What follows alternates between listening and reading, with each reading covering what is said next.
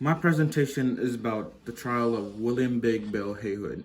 So this trial actually took place in Boise, Idaho in 1907.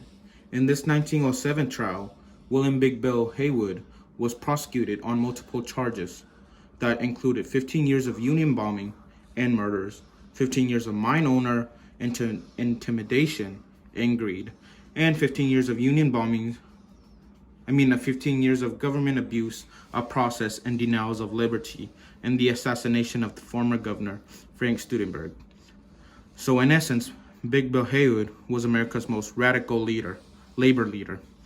Clarence Darwood, who is a lawyer, was the attorney defense for Big Bill Haywood at that time. And they were in the case for the murder of the former governor, Frank Studenberg. So on the early evening in December 30th, 1905, Frank Studenberg died in an explosion outside of his house. The suspect that was brought down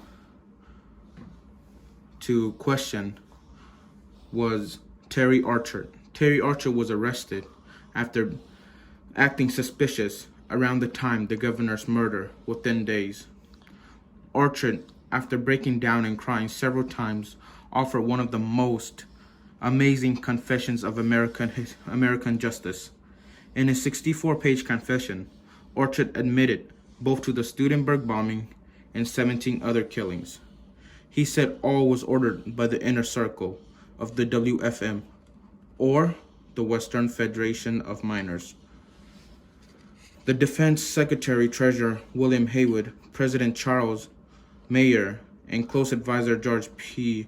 Bowen were all specifically accused of ordering the Studenberg assassination. And so, on May 9th of 1907, the trial began on the third floor of the Ada County Courthouse. Archer was the main witness for the prosecution. He began explaining his relationship with Haywood. He admitted to being career killer under the orders of Haywood and Pettibone. Archer said that he attempted assassination of the governor of Colorado, two Colorado Supreme Court justices, and the president of mining company, but all attempts had failed. Archer testified that he was actually the fifth man hired by Haywood, Moyer, and Pettibone to assassinate Studenberg.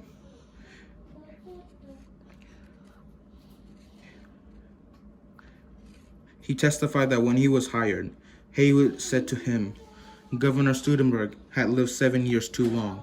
His reward for successful job was to be several $100s and rich. This purpose of the Studenberg assassination, according to Archer, was to strike fear in any politician who might consider action that frustrate WFM goals. When Archer finally appeared in American court justice, after the defense called nearly 100 witnesses to refute various points of Archer's confession or cast doubt on his motives, Richard offered the defense his summation in a 9-hour-long address full of theories, theatrics, and flourishes in a closing defense that included an 11-hour summation after a brutally long 2 months trial. The verdict was finally announced. We, the jury in the above entitled, caused the defendant William D. Haywood not guilty. So in the end, he was not guilty.